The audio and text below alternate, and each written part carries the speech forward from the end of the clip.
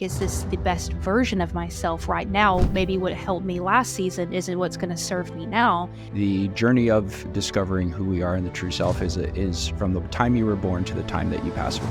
And everything in between is an education, school of life. When authenticity isn't helpful and not noble and not something that we want to pride ourselves with, because sometimes when we say I'm being authentic, it's actually an excuse for living a very egocentric life, making decisions that only serve us. Well, hi. How you doing, Heather? Hi. So good. Mike, how are you? Good. Sorry, guys. I just decided to hit record because, like, Heather and I, generally with the show, just to back up a little bit, generally with the show, I like to talk to the guests for a little bit just to kind of see how life is for them and, you know, what's going on. And Heather and I kind of went on this path, I guess, path about authenticity. And I was like, you know, let's just hit record and see what happens. So Heather, here you are, here I am, and welcome everybody to Live Your Truth Now. Heather, you were just talking to me about, you got a lot of crap for a reel about authenticity, more so through the lens of being authentic. And I'd like to kind of just open that thing up. Let's kind of just jump right into it. Yeah.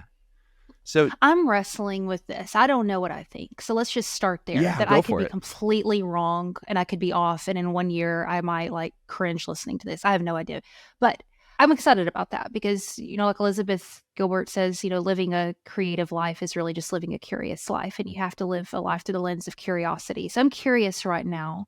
You said, Mike, that your show is to promote this idea of people living in their, quote, authentic truth, which sounds super sexy. I'm like, yeah, that's awesome, right? Because I want to be authentic, right? However, this thought has been circulating my Instagram feed, and I've been digging into it a little bit around when authenticity isn't helpful and not noble and not something that we want to pride ourselves with. Because sometimes when we say I'm being authentic, it's actually an excuse for living a very egocentric life, making decisions that only serve us. Example, I'm sleepy, I'm tired, I had a long day, I get on this thing with Mike and I'm kind of an ass to Mike, you know, a little bit not on my game. I know we're recording a podcast for your show, but I'm going to, since it's authentic to me, I've had a long day. I'm not going to be, quote, fake with you and performative with you. I'm going to be a little more sluggish and I'm going to be a little more grumpy because that's my authentic truth right now. Is that being noble because I'm being honest and real in the moment? Or is it a disservice to you and your audience because I'm not getting over my own sluggishness and showing up to the mic the way that I should? What do you think, Mike? I'd love to hear. that's a great question. For me, if you were too tired to do this podcast and you were really selfish, so to speak, you wouldn't have shown up today. That's how maybe, right. Or maybe not. Yeah. Maybe that I just, you know, whatever. But do you see what I'm saying? Like, It's an interesting question of what is our true self? And that's the thing that Todd Herman talks about in the alter ego, which I'm really fascinated by right now. But we accept that our present moment, whatever's going on, is like our, quote, authentic self, as opposed to maybe a better version of us is our true self, and we're constantly aiming towards that. Yeah. I think it's a target that you can never hit, what it means to be your true self. You know, there's always something to go after in terms of discovering who we really are. For me, at least in my journey and my experience, I have found that the journey of discovering who we are in the true self is from the time you were born to the time that you pass away. And everything in between is an education, school of life. So, you know, I've finally discovered my true self. Have you noticed that you haven't heard anybody really promote that or say that out loud? Like, nobody says, I've made it, guys. I finally figured out my true self. I think they've discovered a lens or a version of themselves in this moment of time that does feel authentic to them. However, if you really truly are playing the game of the school of life, then you've discovered one aspect of yourself in the current evolution that you're in that is allowing you to connect to that and what you want and what you desire and what you want to go after in this lifetime. Will that be your truth? Let's say if you're 30 years old right now and you're listening to this podcast and, you discover that you don't want to work your 9 to 5 anymore. You want to go to Costa Rica and surf on the beach. And that's, air quotes, your true self. That may be what feels authentic and what feels authentic to you right now in this moment in time. And that might be an aspect of your true self and through my perspective.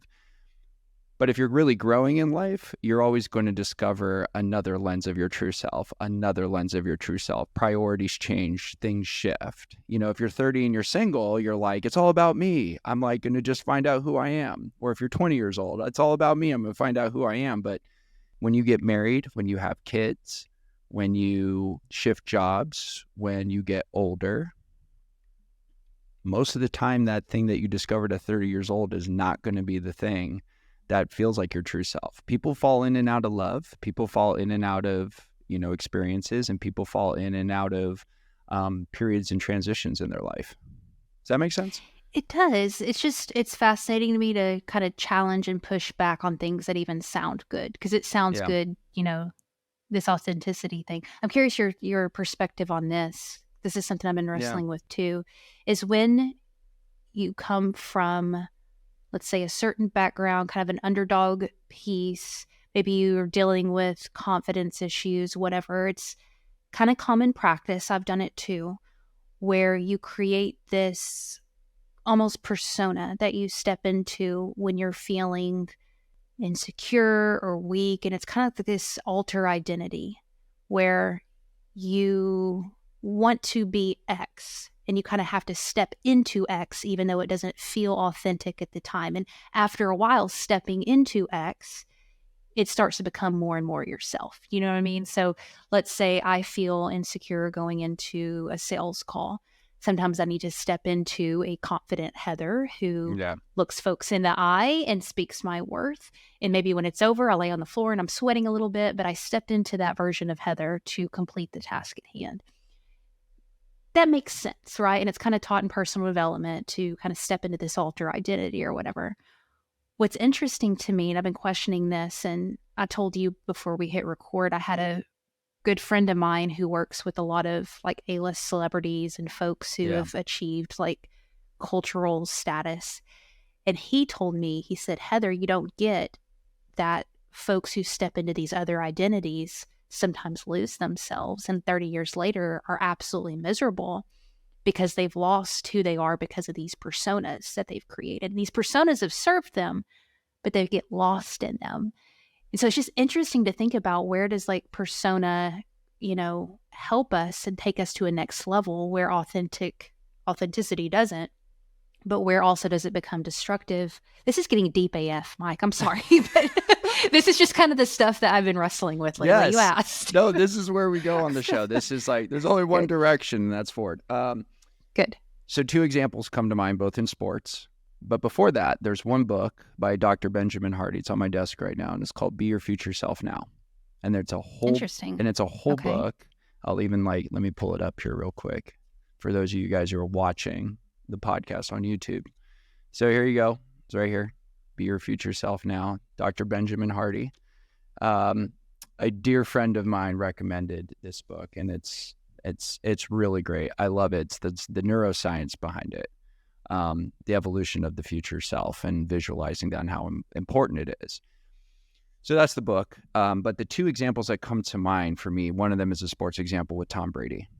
So the version that society knows as Tom Brady was not always the version that Tom Brady was.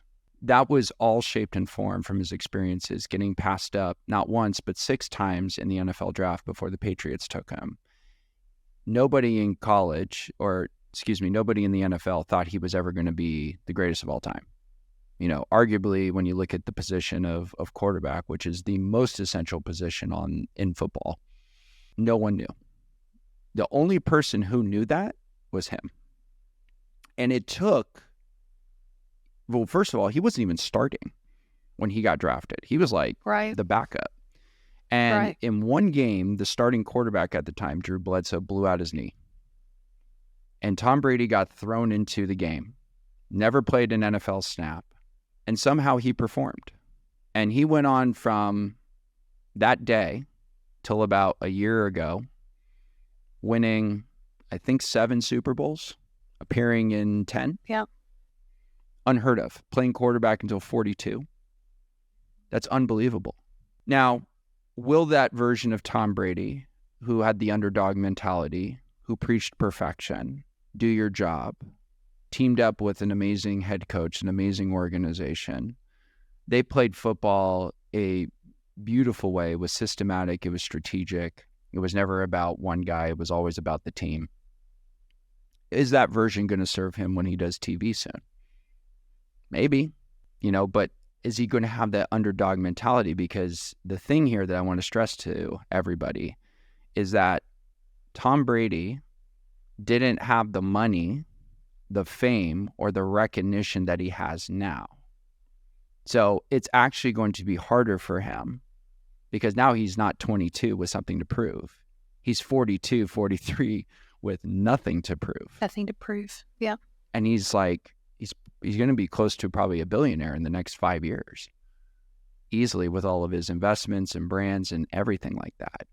So, bringing this back full circle is that personas serve us in seasons of life when we're going after something that we truly desire to either A, prove a point that we can do it, or B, because there's something in our heart that we really, really desire more than anything in the world. And that drive and that hunger comes from the pursuit of the goal. But once you have it, that persona of being the Tom Brady, still waking up every single day with this chip on your shoulder that people overlooked me. Nobody drafted me in the first round. The Patriots drafted me in the 6th round. Everybody slept on me. Nobody told me I was going to be great. Nobody this, nobody that. Now that you have that goal and you've proved the doubters and you've proved the haters and the critics wrong, your goal has to change, or you have to set a new goal. And your persona is going to have to change. You can still be you, but your goal's going to have to change. Yeah. And you're going to have to change. You can't, you could still be that way, but, I think for a guy like him, when you've achieved so much, you have to change. And you want to see an example of somebody whose persona has actually done detriment to them is Michael Jordan. That's my other example. Michael Jordan was an amazing basketball player. If you ever watched the documentary, The Last Dance, yes, it was beautiful. But Michael Jordan hasn't changed. He was an amazing player, terrible basketball owner. Great businessman. Horrible owner. And from what I still hear is he still is obsessive gambler, hates losing, to the point where in the documentary where he punched his teammates in the face. He punched his teammates in the face. He still has that chip on his shoulder. Yeah. But you don't really see Michael Jordan evolving. He still takes things personally, and you can watch in the documentary, he still has that heaviness to him. It was doesn't matter how many championships he won, there was still a void. There's no internal or fulfillment or peace there. I think with Tom Brady, you've seen there's a fulfillment piece there. I already did it, and I think he's changing and shifting, and so his persona is going to change. But Jordan, I think you don't really see that. So that's the end of my rant on personas. It's just interesting because, we talk about transitions, is being, and I don't know the answer to this, but healthy identity when we're able to seamlessly transition between different personas at the right time and evolve and grow, as opposed to just this, what Seth Godin calls, the authenticity trap, where we just sink into one identity. This is who I am. This is how I feel, Paul, without ever challenging, is this serving me? Is this serving Mike? Is this the best version of myself right now? Maybe what helped me last season isn't what's going to serve me now. This evolution and this change isn't something that I don't think is inauthentic. It's, again, becoming a better version of ourselves. Yeah. Mm-hmm. And I think it's great. And just to cap off that segment, I heard a great quote that you know you're in the right marriage when you can fall in love with the same person 3 different times. Oh, wow. No pressure. Right. And I 3 so different times. and yeah, and so what I took away from that quote is that, you know, when you're in a really successful marriage or in a great marriage, the person that you're with will evolve into 3 different versions of themselves, a minimum of 3 Why times. 3? Why 3? Well, That's really because, you know, weird. you have the newlywed phase where they're Got it. excited, and then you have the dad phase or the children phase where, you know, kids change your life. I don't have children, but these are what my friends tell me. It's like the moment the kid pops out, like there's a shift, especially with like my friends who are dads. They just said the moment that my kid came out, it was like I'm shifted completely. It was like an immediate shift. And then there's a shift when you get older, you know, when you start hitting early, you know, empty nester, you start hitting Right. retirement, Right. you start hitting different, That makes sense. yeah. And it's I like never thought of it like that. yeah. And so if you think about it, you're falling in love with the same person 3 times. And it's Mm. exciting, but it's also at the, you know, also at the same time, it's like that requires also you letting go of your own ego and this persona you're Yeah. clinging on to. And I think that's, you know, candidly, I think that's a struggle that I've had, you know, over the last couple years is being very steadfast in, you know, this is the way that I do things. Like, you know, I'm a drum man. Like I march to my own beat. Right. Like that's who I am. Right. Right. But then as I get older, it's like, how well is that really serving me to just be a drum? Maybe in some areas, but is it in all areas? I don't know. I think so. And I think that's what's really fascinating about this authenticity trap, right? Or this authenticity kind of dilemma that most people are in is like, what does it really mean for us to really truly be ourselves?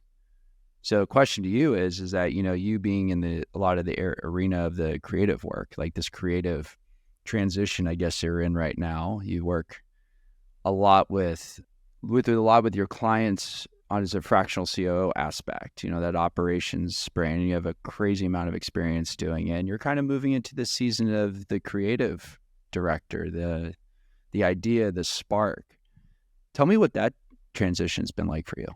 Oh, well, let me comment on your drum Yeah, thing real please. quick because I kind of had an image pop in my head of, you know, drummers still tune their drums, right? You Yep. still have to tighten it. And so it's like that drumming aspect is such a gift because it creates what's the word I'm looking for? A almost a safety because there's a rhythm there. There is, you know, structure. Structure is the word I'm looking for, and structure is a beautiful thing. It's when you keep drumming to something that's out of tune, as opposed to just, you know, those little micro shifts. So, Yeah. anyways, um, there's the transition between operational stuff to more the creative.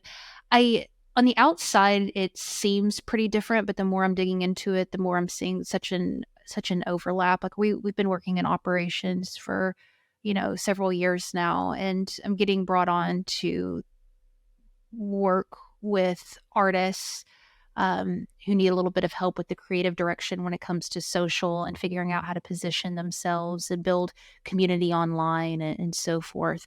And it's still a very systematic approach. It's funny because sometimes we think like creativity is like this woo little back to when I feel like it type venture, but professional creatives are some of the most disciplined people in this world. I mean, Yeah. they still have and run a business, and so approaching creativity from so kind of an operational standpoint. I'm a very huge fan of Stephen Pressfield, Seth Yeah. Godin, these folks who talk a lot about, you know, Jerry Seinfeld, who writes every single day. Like there is a structure to this creativity, which sounds super unsexy. But if we dive into like a little bit of spiritual muse stuff, I think the muse gets tickled by it because he, she, whatever you want to say, is looking for somebody who takes the work seriously. So we have to approach creativity from an operational standpoint, is what I'm trying to say. And an alliance too. I think, you know, Yeah. creativity has to be an alliance, and, you know, has to be an ally for us. I have found also with creatives, some of my most favorite people to ever work with are art directors and creative No, cool. directors. And one of the reasons why is because a really good art and creative director will automatically get your respect because of the way that they go about creating the work. back in, and I'll use a story with my dad who ran an ad agency. My dad was like Oh, kind of like cool. Don Draper in like the 80s and 90s. He had the That's power awesome. tie and he had like the suit and he was doing the billboards and the print media with clients like Nestle and Tropicana, Carnation Instant Breakfast, for those of you guys who remember that. Um, Garden Burger. He helped build those brands. And I That's really remember cool. he had an art director there, and there was no pressure to create from the lens of how it is now, where we can instantly make a reel, we can spend hours on it, and it's just publish and go. And then everybody sees it. Back at that time frame, it was like, John, I need you to come up with a really cool billboard for this new food product, Toll House cookies from Nestle. Can you do that? And John would say, yes, I can. Give me some time. Go, John. I will get you something. I will get something to you by next week. Okay. The client wants something by then. So that works for me. And that Yeah. creative director would have so much time to draw, to sketch. There was no distraction with the TVs and your phone and all of My God, this. we could talk about this. Right. Like, so there's no distraction with that. But with the rise of the internet and social media and people's thirst to consume, and we are in a very consumption-driven society, the window for creativity in the form of what it used to be has condensed so much now that when you work with a video editor, who I think in a lot of ways, and this is just my personal stance, a really good video editor is the modern day creative director. I would 100% agree with that. A really good video editor. 100%. And people will go to these video editors and say, I need this right now, change it, make it happen, go, go, go. And then it's like the video editor is operating from a creative depletion, a deficit, because they're constantly just pushing the envelope for more creativity through quantity in hopes that quality gets better. But instead of taking a step back and thinking through, that has become the uphill climb for a lot of creative agencies, Preach. And I find it that's, being in the podcasting business, there's a lot of times where people are so quick to blow up. I got to do it now. I got to have 1 million downloads. I have to get sponsorship. I have to get all of these things. Like, time is of the essence. And I need you to make me a show and do it right here, right now, and make me top of the charts. That's what's happened with and it's like, I can do that and I can help you get there. I'm not going to promise it, but I can help you do that.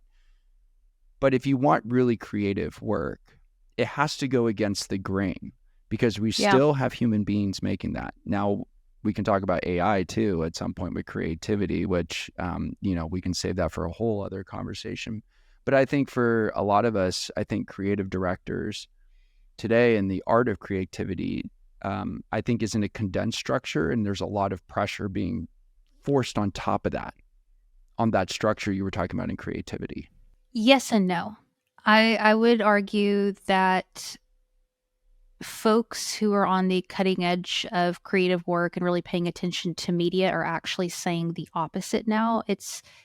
I'll talk about that in a second. It's the folks, what you're describing are the folks who are not tapped in and paying attention, which is people who, and I mean this the most loving way possible, but the folks that we both probably work with who are not really closely paying attention to media, closely paying attention to what's working right now, what isn't. And they're running off of old information from a few years ago when it was really popular to say put out as much content as possible, which historically has been that Gary Vee model, which P.S. I love Gary Vee. I owe him a lot.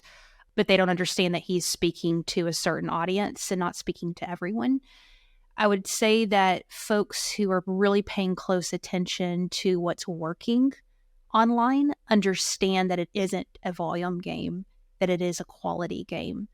But convincing the folks who aren't paying attention, who are a lot of our clients, that that's the truth when it seems sexy to just repurpose everything and throw out 50 pieces of content because they're getting information from a few years ago. It's hard to convince them that, yes, putting out one really good reel this week or 2 really good reels is a lot more effective than posting 3 times a day. I will sit on that hill all day long, that it's more effective to spend more time on something than to just shoot shit out. Yeah. Does that make sense what I'm Oh, saying? no. It totally does. A question for you then. How does somebody change their mindset around that then? Because it, Ooh. and well, and this is why I'm Yeah. asking, and this is why I'm asking that, because I do agree with you in this old paradigm, right? And I've always been a quality person. Like I've always just Yeah. growing up in that world, I've never thought posting 3-4 times a day was going to serve anybody. I always Right. thought the best strategy was think creatively through how you want to convey a message. That's it. And tell a story about it. Because a great book, Wired for Story, talks all about the neuroscience of storytelling and how you can not only just sell, but you can connect with people and you can connect in building a brand. And it's a fantastic book. I recommend it for anybody out there that wants to get better at stories and learn the neuroscience behind it. But in that paradigm, if somebody's been ingrained in the days of, post 3 times a day to every single platform, flood people's timelines, and you are just going to crush it, and getting them to now what we're talking about in terms of like quality and thinking things through and not feeling that pressure, how do you get somebody to shift their mindset to that? I say knock yourself out and do it in 6 months and then come back to me. Because one of two things are going to happen. Either A, That's you're not so going to great. execute. Yeah, that's great. No, because you can't convince anybody. Right. I'm like, awesome. Execute on that. And then let's revisit it and measure and let's look at the results of that. Usually, most people, from an execution standpoint, don't deliver because it's a lot of freaking work and they get stressed out, whatever. But hypothetically, if Yes. they do, they are not going to see the kind of results that they're wanting to see. Now, I will say there's an exception. I have a good friend who lives out in Cyprus. He's a young man who's not married and low, he can afford to spend, he literally spends his whole days making content and it's incredible. And he posts 2 or 3 times a day. Unbelievable. And I'm super, super jealous. He has that privilege to be able to do that. And it's completely different. But he is spending hours on each piece. Now, most folks aren't doing that. What they're saying is we need a D-Rock to come around and film every single thing that we do and just literally live our lives out on the internet, which nobody gives a about that. Nobody wants to see it because it's not valuable. So I would say go knock yourself out, go see what's going on, and just look at your data. Look and see how it's actually performing. Now, a lot of folks are, I mean, you know this, they're looking at these metrics that don't mean anything at all. They're like, oh, this got this many views or whatever. Cool. How many comments did it get? How many conversions? How many people said that they found you from XYZ? You might be tricking the algorithm because you did some trend and did some video that has absolutely nothing to do with anything that you're doing. You might get some views, but is that actually helping your business? You Yes. know? I love that. And I also think, well, 2 things there. For those of you who don't know, D-Rock is Gary Sorry. V's. No, it's totally okay. Cause you said D-Rock and I was like, and I was just thinking to myself, I was like, I know who D-Rock is, but does everybody else know? So D-Rock Yeah. is Gary V's like cameraman. He's like his right-hand guy, his creative director. Right. And Right. D-Rock literally follows Gary V around. So anybody who follows Gary V and you're seeing all this content out there, like D-Rock's the guy that's like following him 24/7, 365 and recording everything that Gary Right. does. Probably He has a accepting full team. I full think it's team. the Gary Vee team. It's about, I think, 5 to 10 people that are just on Gary Vee's content. That's it. That's all they do. Yeah, it's unbelievable. I know it's God, it's unbelievable. I think also when it comes to measuring or discussing metrics, when it talks about qualitative data, I think one of the things that's really important too is to set an objective for yourself as to what is Yes. important Yes. for you when it comes to content. I know Yes. coaches out there and consultants who run high 6-figure businesses and they don't get a whole lot of views on their reels.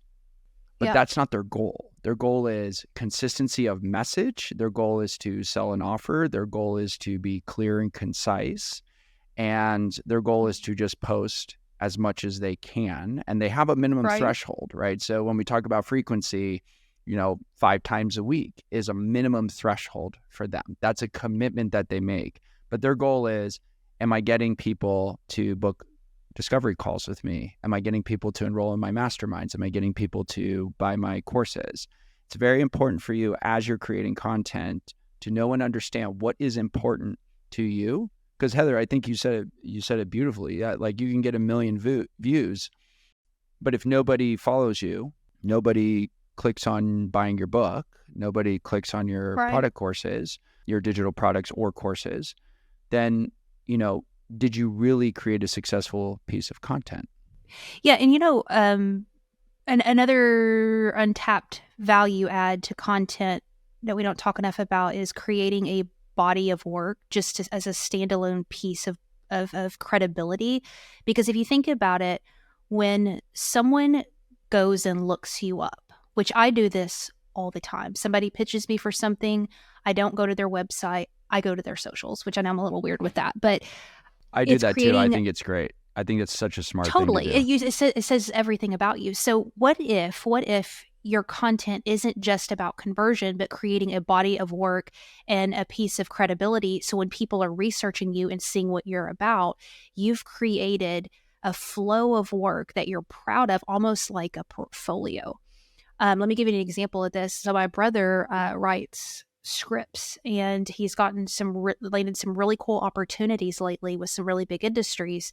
Now he's gone the conventional path with that, but now we're talking about creating a body of content for him on his socials. So when these execs are looking him up, they can see his mentality, his philosophy, his writing process, and it's less about getting gigs through his social, which there's argument for that, but it's Yeah. also too creating a digital blueprint or footprint of who you are to validate what you bring to the table. So there's that too. And one more thing on that. That's why I think consistency and flow in your content is really important, because before I was doing the chair videos, I've had several videos go viral before, but they were like these random ass things that had nothing to do with what I was doing in life. It wasn't consistent. So I didn't necessarily get follows or any kind of credibility there. I had a video on Facebook hit 10 million views. That's And I did a unbelievable. series on it, and it was a accumulation of probably 15 million. Guess what that did for me in my life? 0. Nothing, except Wow. for at Thanksgiving bragging about it, right? It did nothing for me. But creating a body of work with Yeah. these chair videos, what it is people can look at my body of work now and go, oh, this is what she does. Yes, I want to follow this. No, I don't. And so think of it as a portfolio too when you're creating content, and it's not always conversions, even though I just said earlier it should No, be. I love that. And something I look at when it comes to social media accounts, especially with Instagram being like the main, go-to platform. Think of it as a business card. Think of it as a business Yes. card. I have Yes. been to more Yes. events post-COVID in the last couple of years where people don't ask me for a card. They immediately pull Yes. out their phone and they go, "What's your Instagram handle?" And I'm Yes. like, "Oh, this is a new feeling. Okay, well, yeah, here's my Yes. Instagram." And then they follow you, and then they either like some of your posts or they'll shoot you a DM on there. And it's interesting because then the text message, when you exchange and get somebody's information, which used to be, hey, shoot me your email address or shoot me your text. Now it's like, oh, let me just follow you on Instagram. It's becoming this interactive business card for a lot of people, especially those who are starting to build a personal Yes. brand. It really is. So think of it that way too. It's not just a portfolio. It's your business card. It's your lifestyle. And I will tell you earlier, I would probably say 2018, 2019. Oh my God. I used to have this complete total disdain for social media. Oh, really? I thought, oh yeah, I was one of those people. That was the hill I was willing to die on. I was like, this is ridiculous. This is getting, fucking out of control. Like people are sitting there and enslaving themselves to a platform, and it's becoming total interdependent on, Instagram, pumping you up. You live it, there's a saying in basketball. It's like you live by the 3-pointer, you die by the 3-pointer. It's like people live by Instagram and then they die by Instagram. Their entire business either blows up or it completely goes to shit. And I used to be one of those people. I was like, you can't do that. I've changed my stance a lot. However, I do think diversification on how you own your audience and how you build your audience is still extremely important. I still think don't rely on just social media to just keep giving Agreed. you business, because you will Agreed.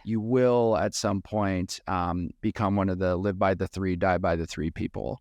However, my stance on social media over the last 4 years has completely changed because of this interactive business card, because of this portfolio that you're talking about. which brings me to like this artistic, perspective that I think I find in your work is very cool. And I think you're Thanks. doing this kind of like some of these reels that I was watching before we recorded today was you're kind of doing these like inspirational, like e-news kind of short form videos. That's how I That's see it. my new When bio. yeah, there you go, coin it. Yeah. But it's kind of like when you're at the gas station at like a Circle K and you're like pumping your gas, and then they have that thing on the screen that's like the Cheddar News update, and it's like a 30-second when you pump your gas, and you should next time you go fill up your car, go see see that. Yeah. But they do these little news segments that I think is so amazing and so brilliant. And then when I saw your content, it was like 30 seconds at Circle K. I can get my news update, what's happening in the world. I watch your stuff and it was very similar. It was like, but it's inspirational. It's not just like, here's news. It's like, here's about creativity. Here's about a famous person. Here's a book. Here's a podcast, and building your content around that. I think it's really artistic, and I think it's really well thought out. How did you decide to let that be the inspiration of how you wanted to convey a message in this transition that you're going into, being more of a creative director piece? Creatives will say that creativity needs restriction, it needs boundaries, it needs some kind of structure in order to be more creative, which seems counterintuitive because you think creativity is like throwing up colorful crayons on a piece of paper when really it's creating borders around something and operating within that. So for the past several years, I've been hyper obsessed with short form content. I was trying so hard to be a comedian at one point. I think I'm way funnier than apparently that I am. And I was just putting out, I mean, I've done everything. Everything. I've tried posting multiple times a day. I've tried doing sketches. I've tried trends. I've tried everything. I mean, you can scroll and see what I've done. It's humiliating. I've just poured myself into trying to figure out video because I know that I'm good at it and I can be, or I could be good at it. I knew I could be. I knew I had something. I Right. just couldn't figure out what it was. So I got really mad one day and decided, you know what, Heather Parady, you are going to sit your butt in this blue chair and you're not going to move, and you're going to look at the camera, and you are going to not have permission to get up. I was like punishing myself until you figure out what you're trying to say. That's it.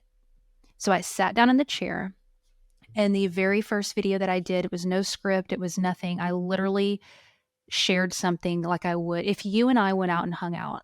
I would mention a book.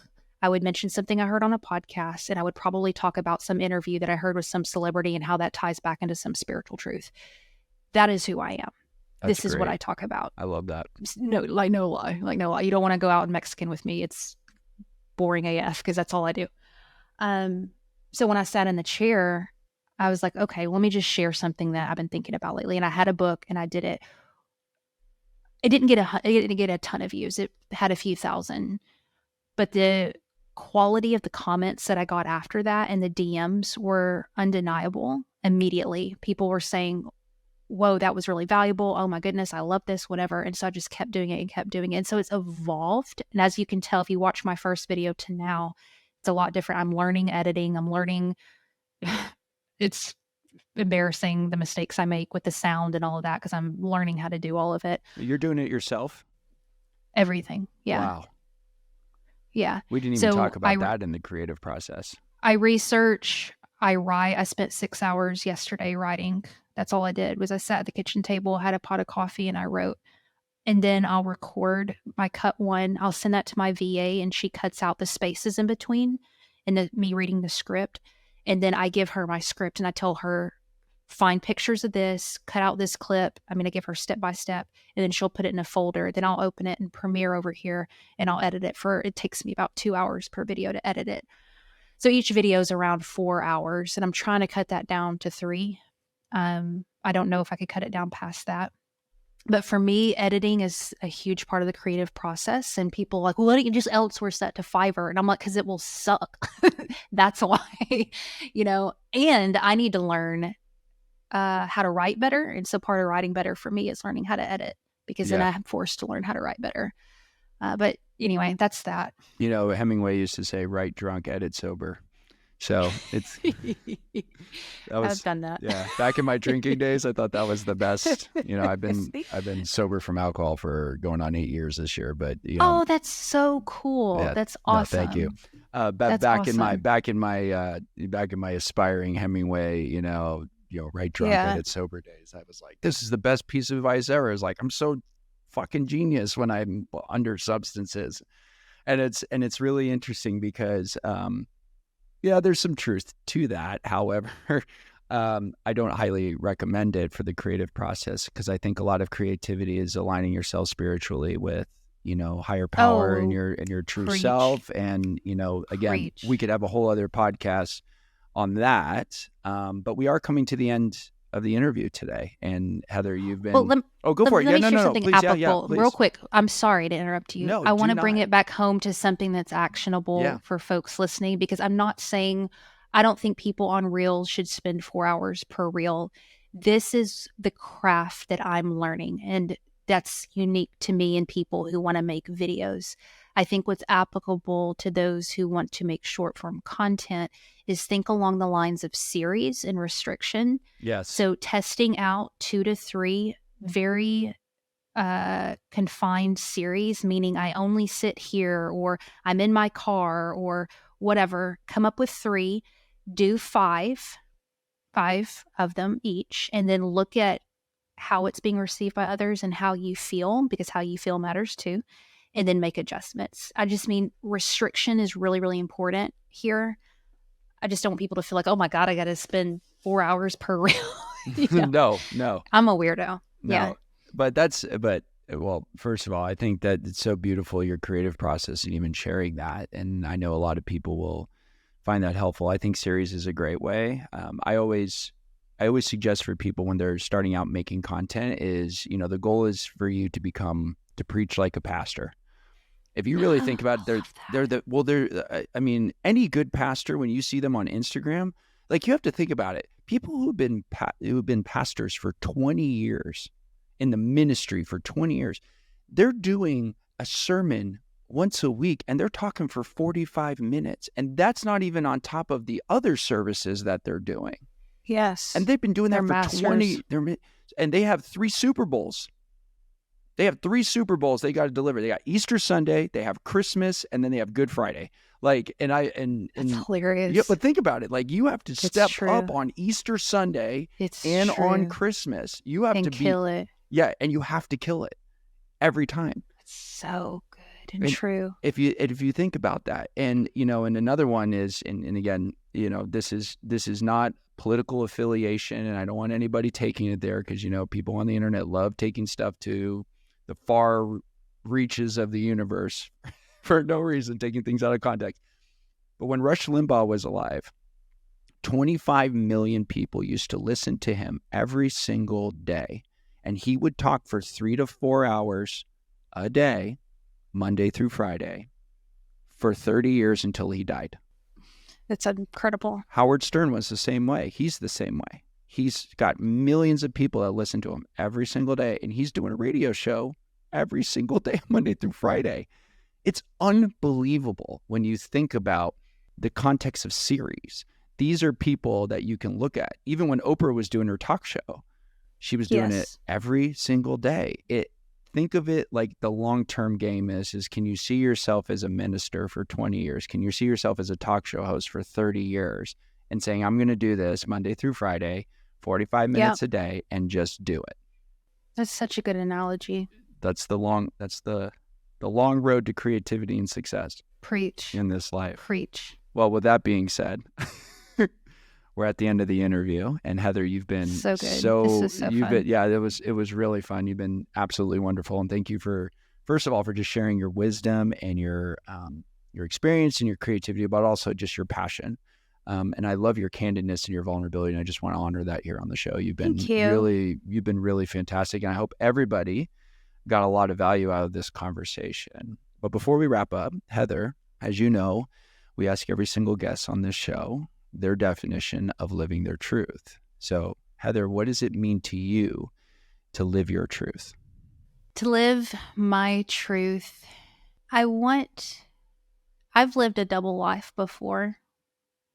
I've lived where I felt like I needed to say certain things to people to be accepted. I think my core wound is belonging.